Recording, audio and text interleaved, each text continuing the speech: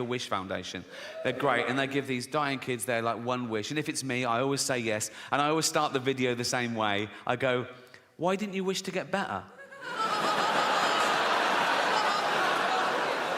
What, you fucking retarded as well? I don't do that either, okay? These are all jokes, all right? I don't even use that word in real life, the R word. You just used it, Rick. Yeah, in a joke. That's not real life, is it? I'm playing a role. You sounded pretty convincing. Yeah, because I'm good. You wouldn't level that accusation at other art forms. You wouldn't go up to Sir Anthony Hopkins and go, oh, I saw you in Silence the Lambs. You a cannibal, are you? No, I was playing a role. Oh, seemed pretty convincing. Yeah. He's good. And I'm good, and that's why I do things well. Imagine if I came out here and did things not very well, so you knew I was joking. That'd be fucking retarded. Has anyone ever bothered asking the dolphins if they mind swimming with dying kids? You know what I mean? Because that can't be fun for somebody. They're like flipping around and suddenly dumps a truckload of pale teenagers flailing. And the dolphin's like, what the fuck is this? What the fuck's this? Oh, fucking hell. Oh, let them do it. Oh, fuck. They're all dying. Of what? That one just stuck his fingers in my fucking blowhole. He's not going to be around for long, nor am I if I can't fucking breathe.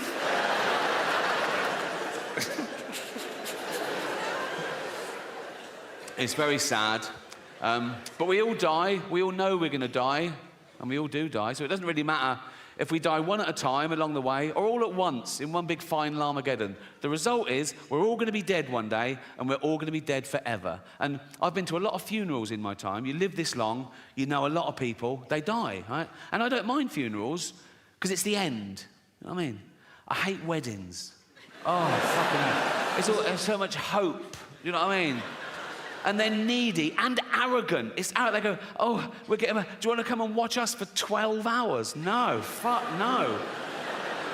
Even the invite is arrogant, isn't it? It's like a royal decree. You are cordially invited. It's not a fucking honour. I don't want to go to your shitty wedding. Do you know what I mean?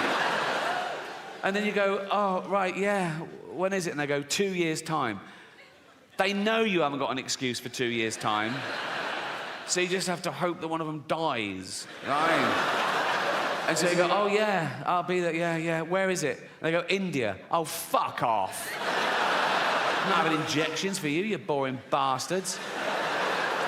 And I've got a big family now, a big extended family, and there's always one of them getting married, and they know I've got a bit of cash, so I can't give them a tea set anymore. I've got to get them their first fucking house. You know what I mean?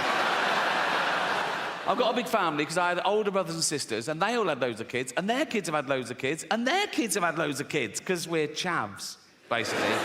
There's a new baby every Christmas. It's one of those families. You know what I mean? I go home, it's crowded. I go, oh, whose is that? Oh, yours is it? Oh, well done. I don't know him, I don't know her. You know what I mean? It's like... But what I've done over the last couple of years, I've got them each individually, right, in private, and I've told them that I'm leaving my entire fortune to just them, right? But to keep it secret. So they all love me, right? And I'm not doing a will, so my funeral is going to be a fucking bloodbath.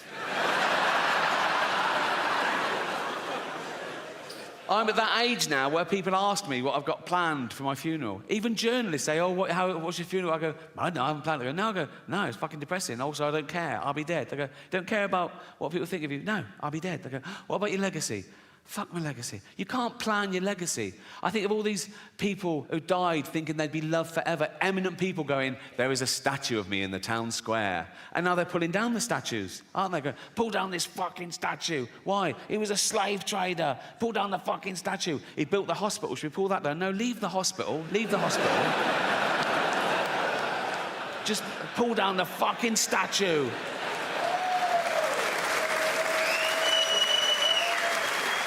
Pull down the statue and dump it in the canal. He built the canal as well. It doesn't matter, just pull down the fucking statue. I don't think you should whitewash history. If you find out something new, add to it. Like if there's a statue and it's got Lord Whimsy, trader, philanthropist, add bit racist. Or one of those blue plaques on a house, go, Sir Robert Spuke lived here. Author, poet, pedo.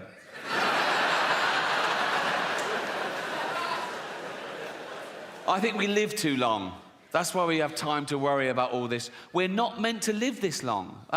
As a species, we're about 300,000 years old as Homo sapiens. We've been around as hominids for a few million years. And of course, along with every other life form that exists at the moment, we've been evolving for 3.5 billion years. Everything that exists at the moment all came from the same little blob of organic matter 3.5 billion years ago. That's why it annoys me when people say, oh yeah, humans, we're the most evolved. We're not the most evolved. We're no more evolved than the slug or the snail. People go, oh, come on, look at them. Yeah, they got it right early doors. Nature keeps testing them. Do you want eyes? No. Not really. No. I have noticed one thing about the slug and the snail. Let's not split hairs, let's be honest. The snail is basically a slug with a shell on it, isn't it, right? But if you pull the shell off the snail, it starts giving it all, oh, I'm dying. And the slug is like, welcome to the real world, cunt. So yeah, we've been around for about 300,000 years. And for most of that time, we had the same life expectancy as every other wild ape, 35, 40, if you're lucky. You're born, you grow, you mate, you're playing with your kids, you get a cut, you go, oh, what's that, dead? Right? But now with antibiotics in medicine, we've pushed that forward. A child born today can expect to live to about 100. And scientists said soon that'll be 120. And science also said that in the near future, there's no reason with proper care and attention that human beings won't regularly live to 150 years old, which is amazing until you remember that we get a set number of brain cells, right? Which we only lose. You can't get them back. So in the future, there's going to be 15 billion people on the planet, you know. Half of them are going to be over 100, and they're all going to have Alzheimer's. It's going to be like Dawn of the Dead. It's going to be fucking horrible. You know? My auntie died of Alzheimer's. I don't know how you die of Alzheimer's. She forgot to live. Right? And for the last couple of years, she was in a home, and my cousin, her only kid, used to visit her like once a week, and it got more and more depressing because soon she didn't recognize him, and then she didn't know who she was, or you know, and then she died. And at the funeral, we were sort of reminiscing about the good days, some of the funny, absent-minded things she said and did, and we realized, oh, probably that was the beginning of the disease before it was diagnosed. And this is a true story. Once, my cousin went home from work, and he went in, and she went, your tea's in the oven. I've had mine already. He went, oh, cheers, Mum. And it was like a fish pie, right? He ate the fish pie, and he went, oh, God. And he ran upstairs, vomited, went back down and went, Mum, the fish is off. I've just been really sick. And she said, yeah, it made me really sick.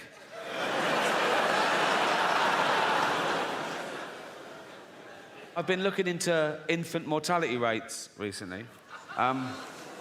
For research, it's not a fucking fetish. Like, a child born today in the UK has a percentage chance of survival of 99.8%, which is incredible. I thought, is that just the mollycoddled West? And I was putting in third world countries. And even in Africa, it's like 96.5%. In the wilds of Africa, where everything wants to fucking eat a newborn baby, babies are vulnerable enough, aren't they? In Africa, a baby can be born in a mud hut. There's a lion outside. It's covered in blood because they can't wash it. They've got no water. Oh, and it's already got AIDS. Now, by the time that joke goes on Netflix, it'll be nuanced. There'll be an underlying satirical point, I'll claim. But until then, all I've got is, baby's got AIDS. I know that it's funny. I just have to work out why. Leave it with me. Leave it with me. Also, by the time that goes on Netflix, I'd have been playing arenas around the world. It'll be hitting hard, people will be laughing. So if you are an African woman and you just had a baby in Africa, and the doctor goes, oh, I'm sorry, your baby's got AIDS. You go, oh my God, you're there. You know, our little baby's got, you're there with your husband, and you go, oh, our baby's got AIDS, Jeff. Jeff.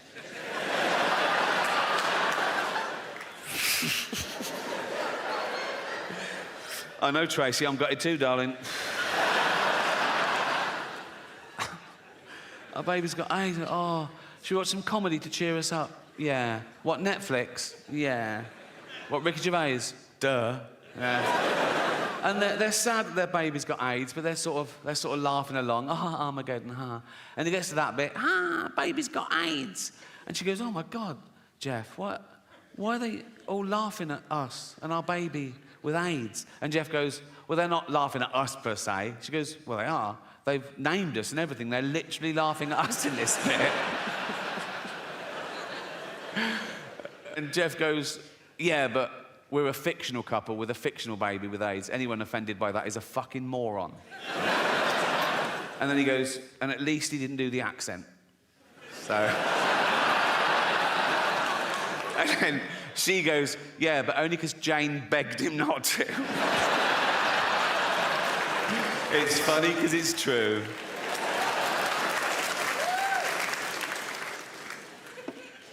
I think we get our sense of humour from our parents, whether we realise it or not, particularly working class kids, particularly from working class mums, because they're busy, they're doing everything. They're keeping men in check, they're bringing up kids, they're going to work, they're saving the world. They haven't got time. They have to frighten their kids into behaving well. They have to go to dark places to shock them into not fucking dying. Do you know what I mean? So, like, if I was little and my mum made my tea, and it wasn't my favourite, it was boiled potatoes instead of chips every day, and I went, I don't like them, my mum would go straight to, of course you do. There's children your age in Africa and they're starving to death, right? And I go, Jesus, all right. You know what I mean? The true story, I was 7 years old, right? And I'd been playing in the park and I came running in and my mum went, Ricky, come here, sit down. There must have been a local pedo incident, right? And my mum went, never go in the toilets in the park again. And I went, why? She knew she couldn't explain paedophilia to a 7-year-old, right? But this is what she came up with. She said, because there's a man going round and he's cutting little boys' willies off. I was like, what, that's a fucking thing, is it? I didn't sleep for a week.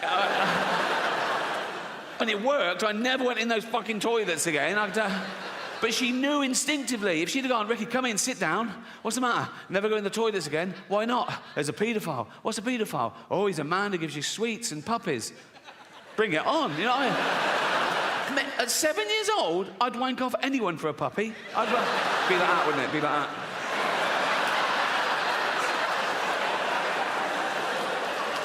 Gonna get a puppy here. I'm getting a puppy. Gonna get a puppy here. Oh, fucking hell. Oh, I cannot do it left-handed at all. Fucking hell, come on. Have you been drinking? Oh, Jesus Christ. Come on. Fucking hell. Oh.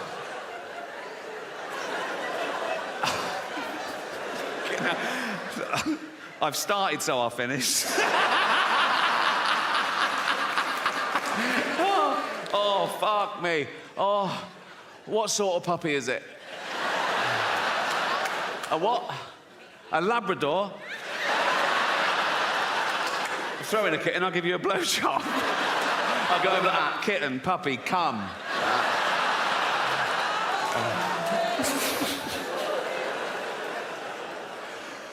Oh, I miss the local pedo. Don't you? There was always one, wasn't there? Outside the school, you'd be with your mum and she'd go, look, there's a paedophile. Because he had the uniform of the pedo. You know what I mean? You could spot old bloke, bald on top, long down the side, like that. And I'll go, that's a dirty pedo. Say hello, hello, hello, like that.